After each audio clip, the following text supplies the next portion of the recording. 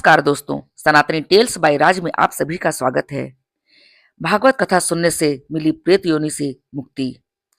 किसी समय दक्षिण दिशा में तुंगभद्रा नदी के किनारे स्थित एक नगर में आत्मदेव नाम का एक धर्मनिष्ठ ब्राह्मण रहता था। उसकी पत्नी का नाम था धुंधली। ब्राह्मण जितना विनम्र और सदाचारी था, उसकी पत्नी उतनी ही दुष्ट स्वभाव की थी। वह बेहद ईर्ष्यालु और कर्कशा थी, हमेशा अपने पति की अवज्ञा करती थी। उसका एक कारण शायद यह भी था कि अधेड़ अवस्था हो जाने पर भी उनके कोई संतान नहीं हुई थी। एक दिन दोनों के बीच बहुत झगड़ा हुआ, जिसके कारण आत्मदेव दुखी मन से अपना जीवन समाप्त करने के इरादे से निकलकर वन की ओर चल पड़े। उसके मन में अनेक प्रकार के कुविचार उठ रहे थे। वह सोच रहा था कि मैंने कितना जप तप किया, कितने तीर्थों की खाक छानी, किंतु कुछ भी तो नहीं मिला। मेरे मन की मुराद नहीं पूरी हुई। अब मैं जीकर क्या करूंगा? समाज और स्वयं अपनी पत्नी के संतान उत्पन्न न कर पाने के उलाहने सुन सुनकर मेरा कलेजा फट जाता है। ऐसे जीवन को धिक्कार है। अब तो मेरा मर जाना ही श्रेयस्कर है। यही विचार कर ब्राह्मण जंगल में एक विशाल सरोवर के पास पहुंचा। उसका इरादा हुआ यही विचार कर ब्राह्मण जंगल में एक विशाल सरोवर के पास पहुंचा। उसका इरादा हुआ कि इसी सरोवर के गहरे जल में कूदकर अपनी जिंदगी समाप्त कर ले। किंतु फिर भी जैसे उसकी अंतरात्मा ने उसे जागृत किया, वो सोचने लगा, शास्त्रों में कहा गया है कि आत्महत्या करना महापाप होता है। ईश्वर द्वारा दिए गए इस अनमोल जीवन को यूं ही समाप्त कर देना पाप होगा। मुझे धीरज से काम लेना चाहिए। ब्राह्मण सरोवर के किनारे बैठ गया और उदास भाव से सरोवर में उठती लहरों को देखने लगा। तभी एक महात्मा वहां पहुंचे। महात्मा को देखकर आत्मदेव ने उन्हें प्रणाम किया, उनके पैर छुए। महात्मा ने ब्राह्मण को आशीर्वाद दिया और उसके उदास चेहरे पर निगाह डालकर पूछा, क्या बात है वत्स, तुम बहुत उदास दिख रहे हो? हाँ मुनिवर, मैं इस कलंकित जीवन से तंग आ चुका हूँ और इसे समाप्त करने का निश्चय करके ही यहाँ आया हूँ। महात्मा बोले, आत्महत्या एक महान पाप है। तुम मुझे अपना दुख बताओ, हो सकता है मैं ही तुम्हारे दुख का निवारण कर दूं। ब्राह्मण बोला, मुनिवर, वर्षों के साधना के बाद भी मुझे पुत्र प्राप्ति का सुख नहीं मिला। सब लोग मुझे निर्वंशी कहकर मेरा अपमान करते हैं। महात्मा बोले, जरा अपना दाहिना हाथ तो दिखाओ, देखो तुम्हारी हस्तरेखाएं क्या बताती हैं। ब्राह्मण ने तत्काल अपना दायां हाथ आगे बढ़ा दिया। महात्मा ने उसके हाथ की रेखाएं पढ़ी। फिर वह बोले, पुत्र प्राप्ति का योग तुम्हारे भाग्य में नहीं है वत्स। इसलिए इस व्यर्थ की चिंता को छोड़कर अपना शेष जीवन भगवान के भजन में लगाओ। यह सुनकर ब्राह्मण ने गिड़गिड़ाते हुए कहा, हे महामुनि, मैंने तो सुना है कि योगी जन असंभव को भी संभव बनाने की क्षमता रखते हैं। उनके मुख से निकला हुआ वाक्य ब्रह्म वाक्य होता है। हे मुनिवर, क्या ऐसा कोई उपाय नहीं है जिससे मेरे निस्संतान होने का कलंक दूर हो जाए? महात्मा को आत्मदेव पर दया आ गई। उनका मन पसीज उठा। अपने थैले में से एक फल निकाला और आत्मदेव को देकर बोले, तुम्हें पुत्र प्राप्ति की ज्यादा ही चाह है तो यह फल ले जाओ, जाकर अपनी पत्नी को खिला देना। ईश्वर ने चाहा तो जल्दी ही तुम्हारे यहाँ संतान पैदा हो जाएगी। ब्राह्मण ने झुककर महात्मा के फिर से चरण छुए और खुशी खुशी अपने घर लौट पड़ा। घर पहुंचकर उसने वह फल अपनी पत्नी को देते हुए बोला, देवी, इस फल को खा लो। यह एक महात्मा का दिया हुआ प्रसाद है। ईश्वर ने चाहा तो जल्दी ही तुम मां बन जाओगी। धुंधले ने फल ले लिया और नहा धोकर फल खा लेने को कहकर अपने पति को संतुष्ट कर दिया। आत्मदेव के जाने के बाद धुंधली मन में विचार करने लगी कि पहले जरा अपनी बहन से यह पूछ लूं कि प्रसव काल में स्त्री को कितना कष्ट होता है। धुंधली की छोटी बहन उन दिनों उससे मिलने के लिए उसके यहाँ आई हुई थी। वो अपनी बहन से मिली, बोली, बहन, मेरे पति ने संतान प्राप्त होने के लिए एक फल ला कर दिया है। मैं तुमसे यह पूछना चाहती हूँ कि क्या प्रसव के समय स्त्री को बहुत कष्ट होता है? धुंधली की बहन बोली, यह मत पूछो बहन, इतना कष्ट होता है कि स्त्री पीड़ा से अधमरी हो जाती है। प्रसव के पश्चात तो स्त्री का दूसरा जन्म ही समझो। फिर तो मैं उस फल को नहीं खाऊंगी। धुंधले ने भयभीत होकर कहा, बच्चा हुआ तो मैं कष्ट से मर ही जाऊंगी। मेरा सारा यौवन ढल जाएगा। मैं असमय ही बूढ़ी लगने लगूंगी। उसकी बहन ने कहा कि तुम ठीक सोचती हो। जरा सोचो तो, यदि तुम्हारा यौवन निस्तेज हो गया तो तुम्हारे पतिदेव तुम्हें छोड़कर दूसरी स्त्रियों में दिलचस्पी लेने लगेंगे। अब तुम्हारा क्या होगा? अब मैं क्या करूं बहन? क्या उस फल को नष्ट कर दूं? उसकी बहन ने कहा, नष्ट करने की क्या आवश्यकता है? तुम उस फल को अपनी गाय को खिला दो। तुम्हारे पतिदेव पूछे तो उन्हें बता देना कि तुमने वो फल खा लिया है। लेकिन जब समय पूरा होगा, मुझे कोई बच्चा ना हुआ तो मैं उन्हें क्या उत्तर दूंगी? तब उसकी बहन ने कहा, मैं उसका उपाय तुम्हें सुझा देती हूँ। धुंधली की बहन बोली, मैं इस समय 1 महीने के गर्भ से हूँ। जब मेरे गर्भ से शिशु जन्म लेगा तो मैं उस बच्चे को तुम्हें दे दूंगी। धुंधली ने आशंका व्यक्त की कि यदि मेरे पति मेरे सामान्य पेट को देखकर शंका किए तो तुम अपने पेट पर पट्टियां और रुई बांधकर उसे मोटा होने का दिखावा करती रहो। धुंधली की बहन ने इसका भी समाधान सुझा दिया।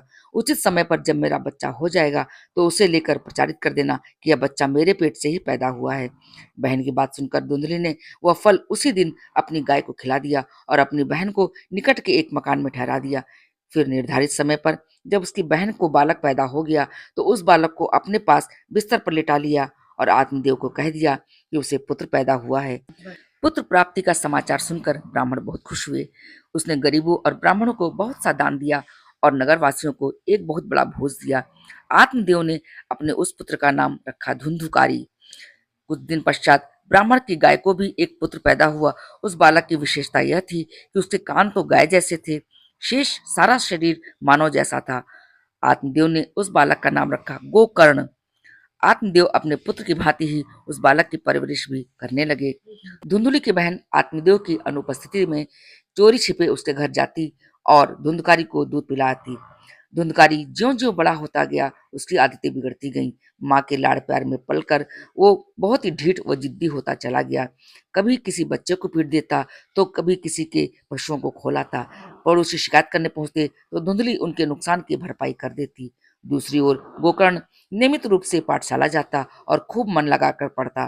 उसके गुरुजन उससे बहुत प्रसन्न रहते थे। घर लौटकर वो आत्मदेव की भी भरपूर सेवा करता था। धुंधली उसे अकारण ही डांटती रहती थी, किंतु वह हंसकर उनकी हर बात को बर्दाश्त कर लेता था। फिर एक दिन वह भी आया जब धुंधकारी एक चोर और उठाईगीर बन गया। घर की चीजें बेच बेच कर वो वेश्याओं के कोठे पर जाने लगा और एक दिन तो हद ही हो गई। माँ के धन ना देने पर उसने धुंधली को इतना पीटा कि उसकी मृत्यु ही हो गई। उसी शाम गोकर्ण और आत्मदेव ने आपस में विचार विमर्श किया। पुत्र गोकर्ण, अब इस घर से मेरा मन उचाट सा हो गया है। मैं बाकी समय वन में जाकर भगवत भजन में लगाना चाहता हूँ। गोकर्ण बोला, मैं भी किसी तीर्थ में जाकर अपना मन शुद्ध करना चाहता हूँ। किसी सदगुरु की शरण में जाकर उनसे ब्रह्म ज्ञान प्राप्त करूंगा। मार्ग में आपको वन में भी छोड़ता जाऊंगा। गोकर्ण अपने पिता को वन में छोड़कर काशी की ओर निकल गया। उधर माँ के मरने पर पिता तथा भाई द्वारा घर छोड़ने के पश्चात धुंधकारी बिल्कुल ही आजाद हो गया। उसे कोई टोकने वाला ना रहा, तो उसने बेखौफ होकर वेश्याओं पर धन लुटाना आरंभ कर दिया। जब तक उसके पास धन रहा, वेश्याएं उसका मनोरंजन करती रहीं, लेकिन जब धन समाप्त हो गया तो वेश्याओं ने उसकी उपेक्षा करनी शुरू कर दी। उनके बदले व्यवहार से तंग आकर एक दिन धुंधुकारी ने उनसे पूछ ही लिया, क्या बात है, अब तुम्हारे व्यवहार में ना पहले जैसा उत्साह है और ना गर्मजोशी। यह परिवर्तन किस लिए? क्या इसलिए कि अब मेरे पास धन नहीं रहा? तुम ठीक समझे हो धुंधकारी, वेश्याएं बोली। अब तुम्हारे पास धन नहीं है तो तुम मत आया करो। धनहीन व्यक्ति की हमारे धंधे में कोई पूछ नहीं है। जब तुम्हारे पास धन हो जाए तो तुम फिर खुशी खुशी यहाँ आ जाना। हम पहले की तरह ही तुम्हारा मनोरंजन करने के लिए तैयार रहेंगे। वेश्याओं के उत्तर सुनकर धुंधकारी को बड़ी ठेस लगी, लेकिन उसने इसका भी प्रबंध कर लिया। अब वह चोरी करने लगा और चुराए हुए धन को वेश्याओं पर खर्च करने लगा। एक दिन तो हद ही हो गई।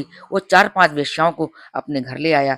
वेश्याओं ने उसे खूब मदिरा पिलाई और जब वह मदिरा पीकर बेहोश हो गया तो उन्होंने आपस में विचार विमर्श किया कि बहन, यह आदमी तो अब हमारे लिए मुसीबत बनता जा रहा है। यह चोरी करने लगा है, किसी दिन पकड़ा गया तो हमें भी मुसीबत में डाल देगा। इससे पीछा छुड़ाना हमारे लिए बहुत मुश्किल है। उपाय तो यही है कि इसकी हमेशा के लिए छुट्टी कर दी जाए।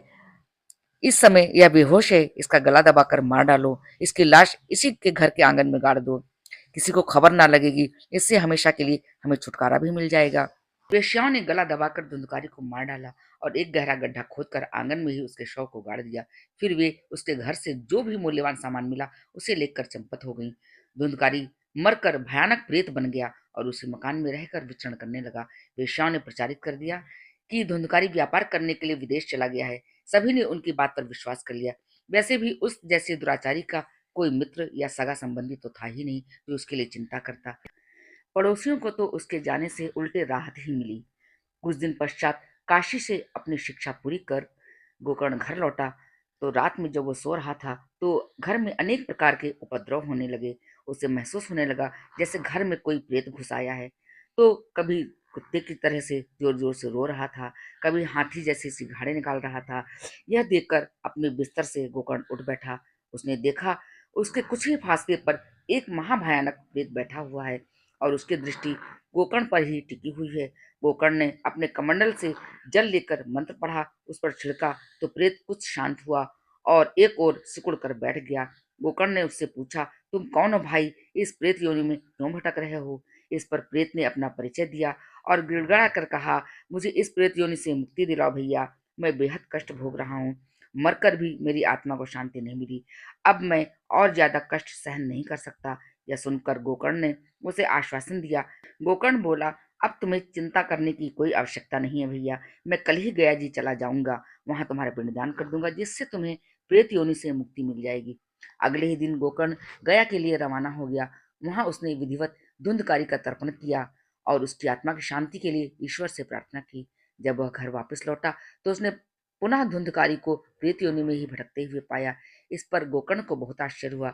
उसने धुंधकारी के प्रेत से पूछा, भैया मैंने तो कल गया में तुम्हारा विधिवत पिंडदान और श्राद्ध कर दिया था, लेकिन तुम्हें मुक्ति नहीं मिली। धुंधकारी के प्रेत ने कहा, मैं घोर पापी प्रेत हूँ भैया, मेरी मुक्ति साधारण उपायों से नहीं होने वाली। जब तक तुम कोई ठोस उपाय नहीं करोगे, मैं इस प्रकार इस योनि में भटकता रहूंगा।